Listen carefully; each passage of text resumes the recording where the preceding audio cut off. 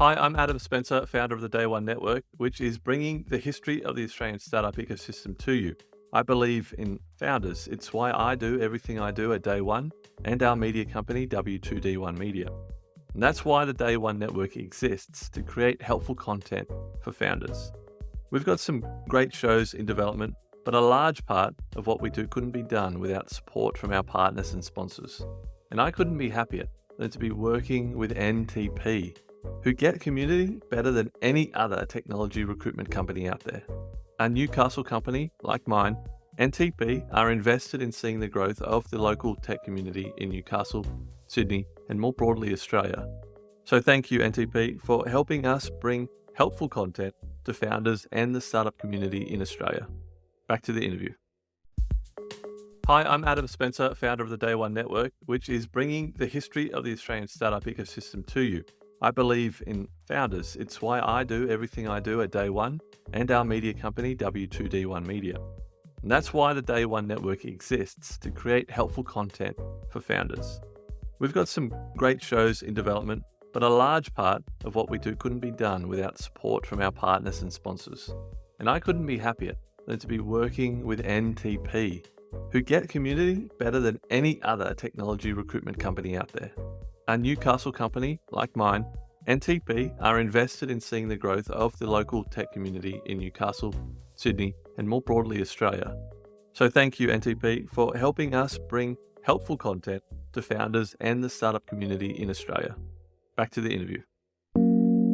Hi, I'm Adam Spencer, and welcome to Day One, the podcast that spotlights Australian startups, founders, and the organisations that empower Australian entrepreneurship.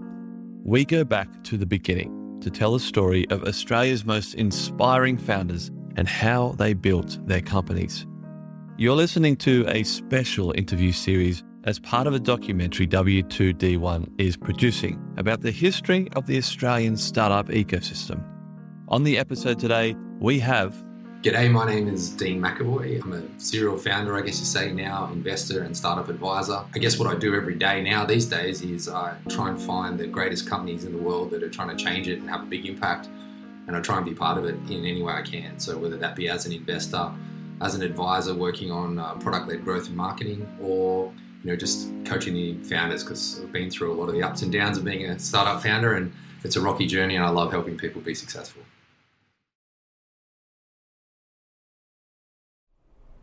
When would you say you first got involved in the Australian startup ecosystem? Back when there wasn't really an ecosystem. It's 10 guys that used to catch up occasionally for a beer. So my first foray into the startup world was actually from owning a bar and restaurant, where I came up with an idea for online reservations, and that was called Booking Angel. And then, I started this tech startup. I'd had some experience with technology in the background. I'd worked for a technology company prior to owning a bar. And so just jumped in with no idea, and I made all the stupid mistakes that every single founder could possibly imagine. Like, if there's a list of all the dumb things founders should do, I did all of them. So I got started in the beginning back then, and it was probably like 10 to 15 people at these meetups. What year are we talking? 2003 was when I first started the business, but I probably didn't start looking around to try and find people until 2004, I think. So you say it was a bar. Was that the same thing as the Booking Angel? Yeah, correct. I owned a bar in Glebe called the Roxbury. I came up with an idea while I was there for a better way to receive online reservations. So this is a time when, no fast internet. We used to have to use the FPOS terminal phone line to get onto the internet. So people couldn't ring up credit cards when the internet was connected. I used to miss reservations that came in via email. And it kind of annoyed me. People would turn up for the restaurant and the place would be double booked. And I was like, wouldn't it be easier if they booked online, but it phoned me and just told me that there was a reservation coming? And so back then I built this speech recognition system. So you would book online, it would automatically convert it to a voice message. It would call the restaurant and it would read out the reservation like, hi, Adam wants to make a reservation on Saturday for 4 people at 8 p.m. Push 1 to accept it, push 2 to reject it, or push 3 to talk to him. And it would connect you on the phone straight away. So it was pretty rudimentary, but it worked really well and we got a lot of traction. Well, that's an important part, because I've heard people talk in the past about the early days and how it was just a few people catching up, having a beer, and that was the community. Were they meeting up at your bar? No, this was pre I wish I'd owned the bar then, but I think the earliest memory I remember of catching up was with, Mick Lebinskis and Marty Wells. They used to put on this night called Stir, and you would catch up with a bunch of other geeky people like us who were doing weird stuff. Mike Cannon-Brooks turned up one time. I think Scott Farquhar turned up another time. And you just caught up for beers, but sometimes they played these like weird games. I remember one game particularly where you threw random words and put them up on two whiteboards. And it was like banana and truck. And then randomly you picked two names out of the hat. You split into teams. You had to come up with a business based upon those two names. So we were banana truck, and we're a fruit delivery service, and you had to get up and do the pitch at the end, and whoever gave the best pitch, I think, won free beers at the bar or something. So, there was some educational component and sharing component, but probably sitting around a table with a bunch of entrepreneurs now that are worth billions. What were the events that happened between ending Booking Angel and getting started with Spreets? Was that one thing straight into the other? No, it's a good story. So I was in Australia from 2004. I tried to raise money from investors. I got every government grant you could get to try and start businesses. I was told you had to, have IP in order to get these grants. It was back when the government didn't understand what we were doing. And so I thought, I'm going to go and be successful at this. I'm going to move to Silicon Valley. So I jumped on a plane in 2007 and flew over there and met a bunch of people. So there was a few Aussies that had moved over there. Again, Mick Lebinskis and Marty Wells are the two that come to mind. There's another great community that kind of built over there. So obviously you land in Silicon Valley, you catch up with all these Aussies, and straight away you get leveled up. You learn really at that time, back in 2007, it was like the difference between going into kindergarten and university in terms of the knowledge and the learning and the way of doing things, the acceleration. And so just being there, you immerse yourself in that. I got more proficient at pitching and understanding what it took to be successful. I took feedback. I went and pitched like some of the most successful investors in the world at the time, like Mike Moritz from Sequoia answered my email and spoke to me, and Aidan Senquid, who's one of the best angel investors in the world now. I think he was an early investor in Canva too, Felicius Ventures. Heaps of people like that took the time, gave you the feedback. If anything, Americans were probably too nice, and Australians are too underselling of what they're doing. We tend to just be like, yeah, I'm this Aussie doing this kind of thing, which is cool, and we don't sell what we do. And in America, you've really got to sell who you are and why you're important, why people should listen to you. Otherwise, people don't. And the Americans are lovely, but they never really gave you that direct feedback about what was wrong with your business. I think they were either too polite or they were hoping one day that if you were successful, you might come back to them. And so it was many years I wasted there. Not wasted there, I really upskilled 2007 to 2009. And then I got a phone call one day from my mum saying that my grandfather had passed away. And I was very close to him. He was a fantastic man. And I wanted to fly home for the funeral, but I only had $900 left in my bank account. And I was like, this is the end of my business because I don't even enough for a flight back. So I jumped on the plane. Ironically, on the flight on the way home, I stopped via LA, and I'd been trying to close this deal with a big US company for Booking Angel where they would pay me to use the reservation software. And they finally closed it, and I stopped via LA on the way home to sign the contract, grabbed the contract, got on the plane home, came back to Australia broke. And at 32 years old, came home to my grandfather's funeral, which was pretty terrible and sad, but also sad because I knew it was the death of my business. But I had this contract. And so I was like, I've got a piece of paper here that says I will get paid for every reservation that's made on their website. I just need to get it live on their website. And so I went and spoke to Phil and Mick at Pollenizer and said, hey, I've got this deal. What do you reckon? You guys do the tech on it and we'll split some money. I think we did an equity deal or something in Booking Angel. And so they agreed. And I was working out of their office. So I used to get up from mum and dad's place in the morning at 32 and catch the train into Surrey Hills where they were.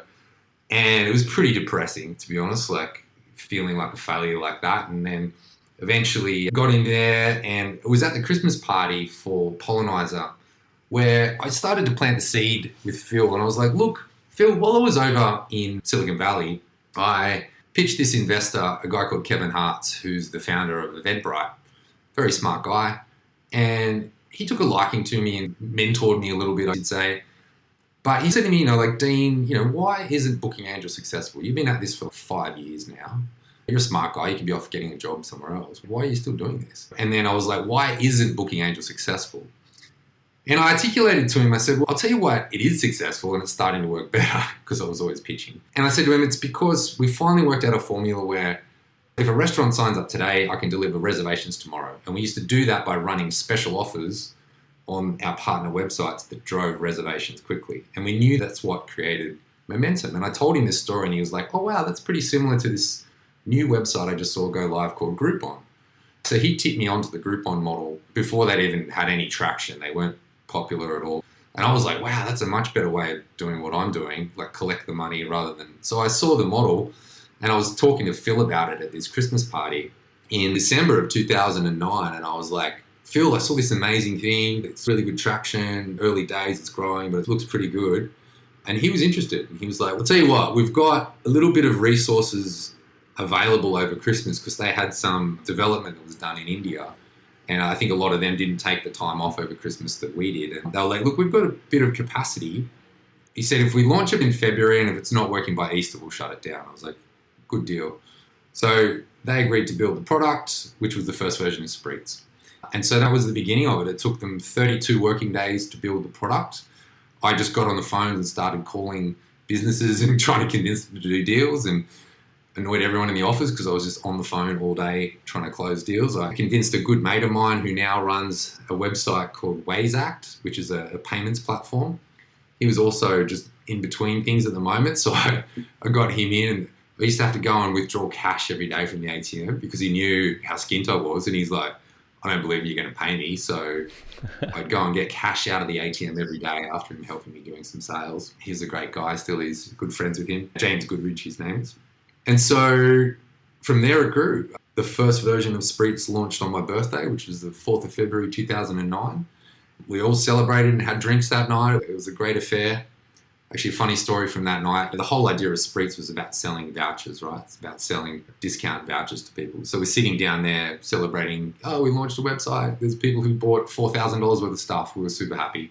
And we were celebrating in the restaurant that was doing the deal because it was downstairs. And everyone was like cheering and high-fiving. And then all of a sudden I went, I don't remember seeing a design for a voucher. Who did that? Did anyone do that? I'm like, no. And so basically we designed a voucher business, taken the money, but we hadn't worked out a way to send vouchers for people. So 4 or 5 beers in, we all ran upstairs, quickly exported a CSV file and merged it into mail merge and just made fake vouchers that put random numbers on down the bottom that didn't really mean anything. So version 1 of Spritz was very rushed. And I guess the lesson for people is if you're not ashamed of the first version, you're waiting too long to launch things. So we certainly lived by that rule on day one. Are you able to talk a little bit about when you went over to the US, that Aussie community that was over there? Because I've heard this term, the Aussie Mafia, and I think that's a great anecdote there. Yeah, so the Aussie Mafia came from a drinks that myself, Martin Wells, Alistair Faulkner, who's one of the founders of Threat Metrics, sold for $1 billion. And I think a Kiwi guy called Stephen Weir and maybe Bardia Houseman, who sold his company Business Catalyst. We're all sitting around talking about how it sucks when you go and pitch to investors and there's the PayPal Mafia and everyone's like, they're members of the PayPal Mafia and that immediately gives them like street cred and they write millions of dollars of checks for them. And I was like, we've got to create our own Aussie Mafia. So I registered AussieMafia.com, still got the domain name. It was just an idea of that we could band together and build a reputation for Aussies in the Valley that sort of sets us apart. And I think there is a thing actually now. There's a guy called Paulie Ting who wrote a really good blog post that there's a real problem Aussies when they land in the US is that they undersell themselves. The thing that happens when people have worked with Aussies for a while is that what that means is actually they overdeliver. And so he said it would be beautiful if we could sell that as our brand. That, yeah, sure, we undersell. We're not like Americans. We don't go in and say, I'm going to change the world. I'm going to be number one. I'm going to be the best. We do undersell ourselves. And maybe we need to learn how to sell ourselves a bit better. But that just means we overdeliver. So when we say we do something, we do. And I think that tenacity of the Australian spirit is very true of the startups we've started. If you look at the Atlassians and the like that started on very little capital but still grew very big, that is that ability to over-deliver. We punch harder than anyone in sport and we punch harder than anyone in startups. And I think there's a balance of learning to pitch ourselves better versus just being who we are and knowing that we are a sort of group of people that over-deliver. But yeah, there's a great community in the Valley and it's just got bigger and bigger. There's a lot of really successful people that have gone over there and either learnt the ropes by working for one of the big companies over there and come back and started them here, or have gone over there with their startups to try and be successful and just learned a lot and become better founders and better business people. Did you know that you wanted to sell Spreets when you started it? I don't think that was ever the intention. I'm pretty goal orientated. I did go back and look at the first email I sent Phil, and I said, hey mate, I reckon we should build this Groupon thing. Here's the plan. We'll launch it in February. We'll sell it to Census or some Yellow Pages company for $30 million. So I underestimated it next year, and then we'll enjoy the spoils. So it was a joke. It was a tongue-in-cheek kind of thing. But, the power of writing goals down, I think I do believe in that. And so maybe in some subconscious way, it was manifested or focused on that. The reality of everyone goes, oh, did you just go and see something in Groupon and copy it and come here and sell it? And on the outside, I can understand why people might think that. The reality is I've spent my whole life solving the same problem. And this is what's an important thread to look for in successful founders of the future, because my family owned bars and restaurants, and the biggest problem we had was getting bums on seats. So what did I do? I started a company that helped get bums on seats. And the reason why I was driven to do that is because it fundamentally caused huge problems in my family when we couldn't. It was my dad's entire life savings on the line in this venue that at any moment could fall over if we didn't get enough bums on seats. So I was inherently motivated at an intrinsic level to solve this problem. And if you look at Spreets, it was initially a much more efficient way to get bums on seats. What's the business I started after that? Icon Park. It's a way to get bums on seats for restaurants and help the landlords. So I'm intrinsically driven to solve this problem. Spreets was really just an extension of that. I'd been A/B testing my way to the group buying model over 5 years by accident. Just by following what the market told me, I'd actually got to the same model. And so it was more a function of I'd been doing the same thing for 5 years. I even tried to raise money as booking angel, but for a group buying thing. And everyone was like, Dean, you've been doing this for so long. Give up, dude. Just stop trying to flog a dead horse. And so I kind of did and was like, all right, we'll start again and wipe the slate clean and start a new company. And that was the beginning of that. After you exited Spreets, the idea was always to start another company, and that was Icon Park. Was that the case? I think this is something I'm going through at the moment because I'm starting to get that itch to start another company. And I think I am so driven to solve this problem that it's still a problem that interests me, and I keep getting drawn back to it. I don't know why. It's annoying. I should get into therapy about it or something. But the intention was just to solve the problem as well as I could for Spreets. And we did that. We executed. We grew like crazy. It launched on February 4th, 2010. And by September, it was doing $1 million a week. And we sold it for $40 million in January 2010.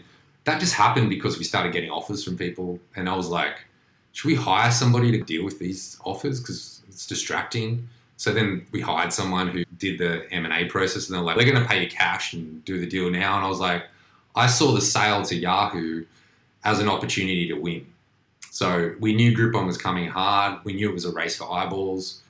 We thought partnering with the biggest media company in Australia was a good option, and the deal was good. It was not so much as a function of let's get in and get out and make some money, the hit and run. Everyone thinks I'm some sort of financial genius for being able to do that. The reality is I was following what I thought was best for the company.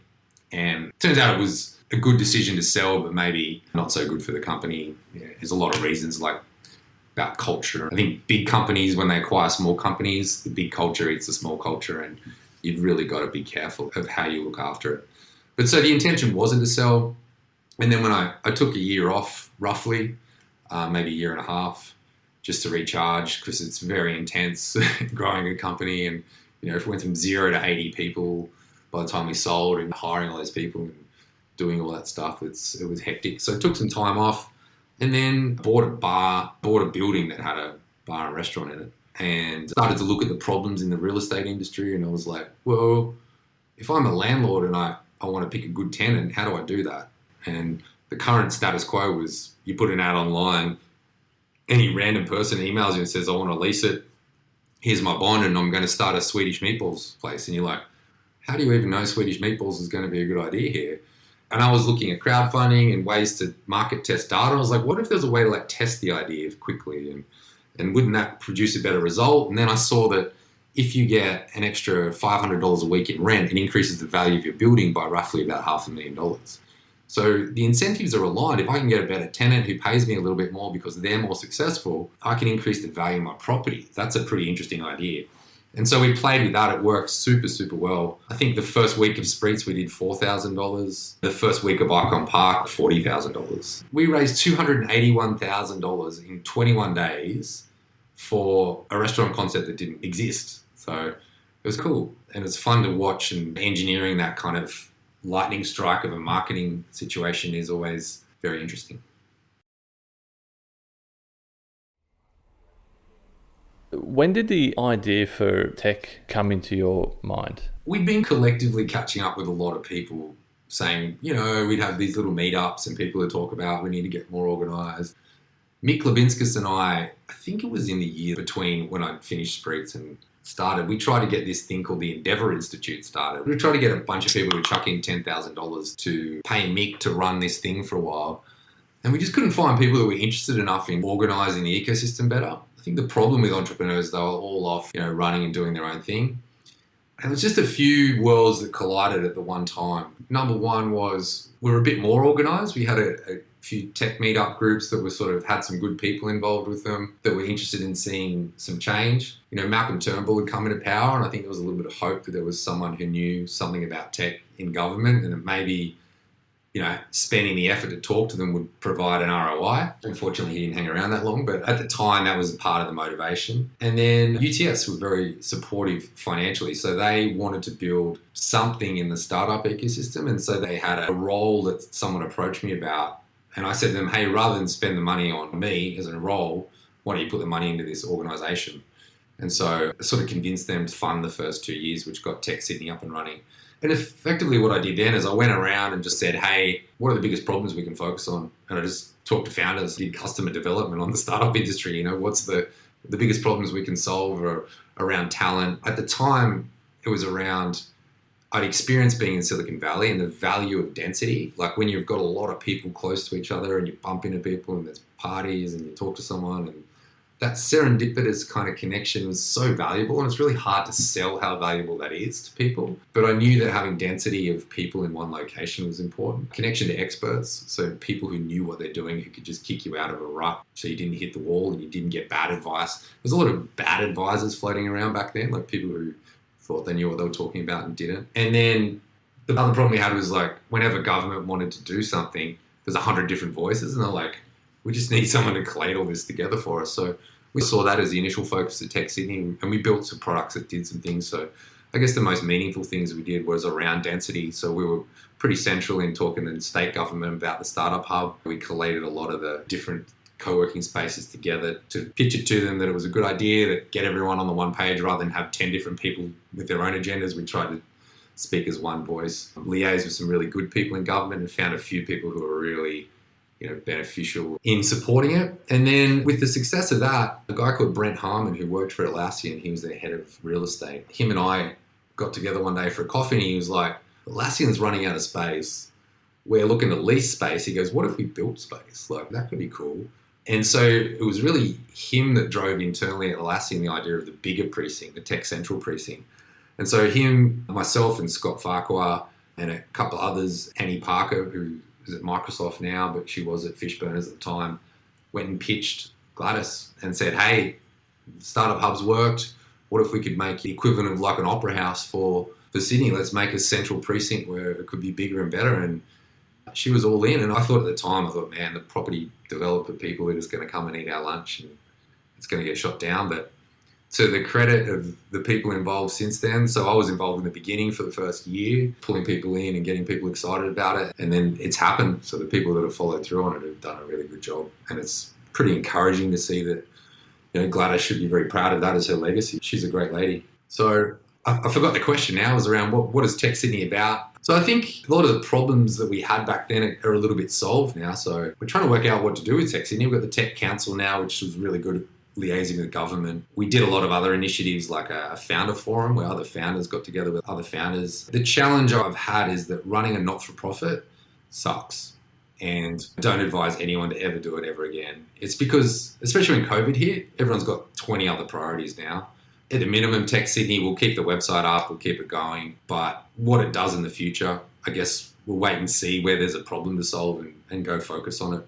Otherwise, it'll just be a website where we have a list of all the startups in Sydney and you can connect with them and do that. And hey, that's enough. Startmate's probably the best example of the best advice you can get to start a business in Australia. I still don't think it's at the level of the people that I met when I was in the Valley.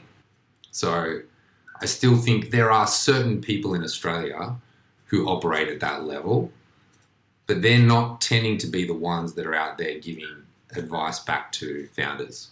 I think the one criticism I'd have of Startmate at the moment is we're too soft on people. I think we need to crack the whip a little harder at a higher level. And I can be a bit of a hard ass as well. So I think Michael and everyone does an amazing job at the engine that is Startmate now. But I advise startups one-on-one. And if people want to be the world's best, they've got to just set a certain level of expectation of what they're going to do. And they've got to hold themselves to it. That's what I try to do for the companies I advise. I try and bring the sort of Silicon Valley level of execution and quality and try and bring the best expertise that people can have in their startup to execute at what they've got. And it's pretty impressive to see the effect of that when you do that. I think the problem is there's so many accelerators now, and even there's a lot of companies going through Startmate. The thing I'm trying to do now is just focus on 3 or 4 companies and try and help them and put all my effort and resources into them. And I think, we've got some great investors here. I think Nikki and the Airtree guys, and, they're good. They're really good. And I think if some of the world's best came here, that would be interesting, I think, as well. Just to level us up a little bit better. Some of the world's best investors. And they already are investing later on. But could they get here earlier on and just level us up sooner? I think is the biggest opportunity. The most important thing you can do as a founder is separate you from your business. The biggest problem I see with founders in the early stage is when you hear them say words like, this is my baby, and they treat it like that. Because when you tie your ego to your business and someone gives you negative feedback, you feel like shit. Likewise, when something good happens in their business, you become egotistical and amazing. And that is the wrong attitude to have. You need to be confident in who you are as a person. Go do therapy on yourself, work out whatever issues you've got. Because you need to be curious when someone gives you negative feedback about your business. When someone says, hey, I really don't like this, you're like, oh, really? Cool. Why? What is it about that? You tell me more. Because that's how you become successful. I can tell it in a founder when I start to give them some feedback and they get all tense and you can see that they're just they're about to punch you. And that's one of the biggest problems because that has a flow-on effect. You'll never get the right feedback. The other thing is execute quickly. It's been proven with a lot of research as well. The startup founders that execute fast, where there's a fast cycle time between when you build, measure, learn, are way more successful than the ones that do it slowly. And so whatever it takes, do it quickly and get it out there. I've always lived by the philosophy of ready, fire, aim. Don't ready, aim, fire. Because people who take too long to, should I pull the trigger? Oh, I've only got one bullet. You shoot, you see where you land, and you shoot again, you see where you land. And that needs to be your attitude. Move quickly. And then I think the most important thing is that you're building a movement, not a business. Nobody wants to come and make you more money. Nobody wants to come and make your life easier. You've got to make their life easier. Your job as the CEO and the founder is to create an environment and a mission and a reason to get out of bed every day that's worthwhile. And too many founders think it's the other way around. They have an entitlement that staff should come and work for them and you pay them money. They give you their time. They give up money in return for equity on the hope that it'll be worth something one day. You've got to think about how you're building a mission greater than you. And you can hear that in the language that founders use when they talk about their business. When they say, my business, I, mine, they're not the founders that become successful. It's the ones who naturally say, we, our, here's Mount Everest, let's go climb it together. So they'd be my 3 most important tips. I think there's a bit of a risk at the moment because startups are becoming hot. And it tends to probably attract the sort of people that are looking at the $50 billion valuations of Canva and saying, I want that. And they're the wrong people that we want in this industry.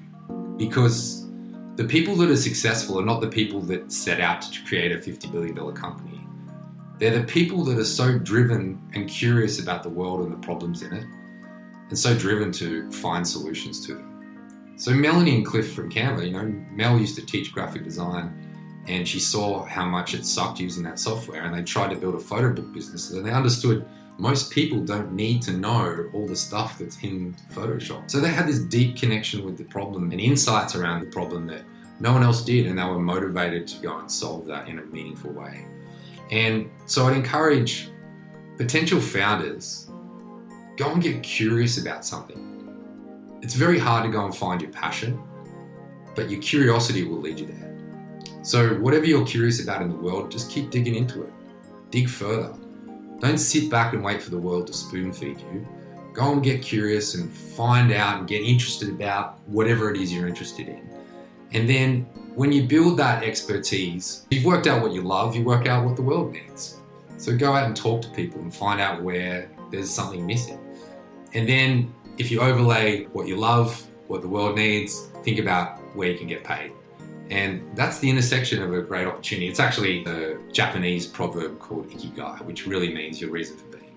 So I encourage people to not really go out and start businesses just for the sake of starting businesses. Go out and find your reason for being, which is a much more better way to live, much happier way to live, and it'll create more successful companies.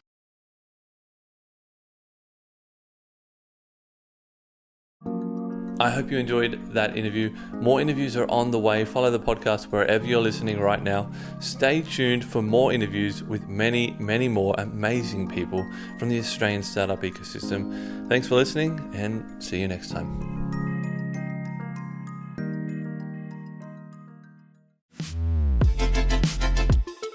The Startup Retro is a new podcast from the team behind Overnight Success. A weekly show where we help you level up on the Australian startup ecosystem by giving you an insider's view on Aussie startups and venture capital. I'm Will Richards. And I'm Gemma Clancy. At OS, we curate the most important news and announcements across the ecosystem and explain a bit of useful context behind them. The Startup Retro podcast will follow a format familiar to our readers of the weekly newsletter, but offer an opportunity for much more discussion. So, if you want to keep your finger on the pulse of all things happening Aussie startups and venture capital, start your week by listening to the Startup Retro. New episodes every Monday, starting the 1st of July.